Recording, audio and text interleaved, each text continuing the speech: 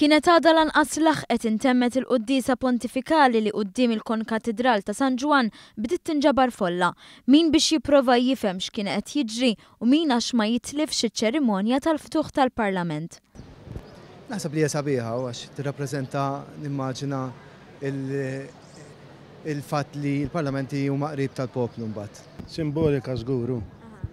Ġeneralment dekku l-elezzjoni wara jissir il-quddiesa pontifikali ġeneralment dejjem il-mixja tradizzjonali s-sena id-darba l-oħra 4 snin ilu kienet on the other side, kienet mill-palazz tal-President u din id-darba naturalment peress li issa xift jajna l-Parlament ġdid ġiet hawnhekk. ċerimonja simbolika, il-bidu biex l-Ispirtu Santu iżomm idejh fuq il-poplu Malti kollu.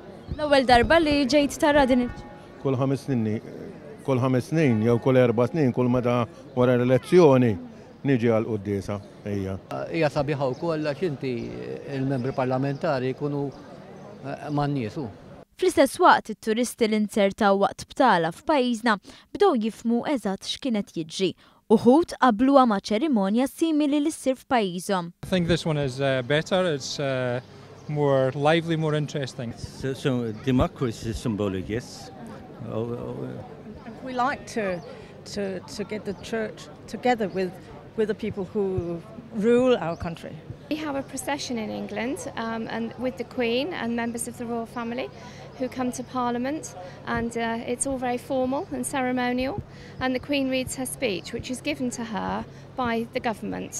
I was in London on Wednesday when they opened Parliament, but this year, because it was so hot in London, the Queen came by car instead of an open carriage. She doesn't walk. She was driven from Buckingham Palace by car, and she didn't wear the long robes and the crown travelling to Parliament because it was too hot. Mal-intemmet il-quddiesa bdiet il-mixja għall-Parlament kien hemm min ċabċab u oħrajn ħarġu l-mowbajl biex jieħdu ritratt tal-okkażjoni. Quddiem il-Parlament laħqet inġabret il-folla fejn xi turisti Taljani kienu kuntenti li raw ċerimonja ta' pajjiż li ilhom jisimgħu ħafna dwar is-suċċess li qed jikseb. Ma è importante che ci sia un nuovo Parlamento e si vede la differenza. L'Italia guarda molto a Malta perché ci sono sempre state delle collaborazioni di lavoro e di stima reciproca e quindi si nota anche che c'è un rinnovamento nell'economia che è importantissimo. Ma qua c'è un tifo pazzesco per i maltesi. Viva Malta allora! Bravi, bravi, bravi. Sono molto contento. L'Italia giù, giù, giù. U fost dawk preżenti kien hemm il-President Emeritu George Qabel li ħass li reġa' mixja li kien għamel fil-passat. Tajxa mill-ġdid. Spettatur qed nieħu sehem ukoll x'issa miċ-ċerimonja imorru ġol parlament. U emozzjonijiet sbeħ ħafna u xek, il-ftuħ tal-Parlament tajt issa għandek ħajja ġdida leġislattiva. U nisperaw li morru għall-aħjar. Stqar li l-mixja tagħti l-enerġija biex ir-rappreżentanti jaħdmu fl-interess tal-poplu u awguralhom il-ħidma tajba.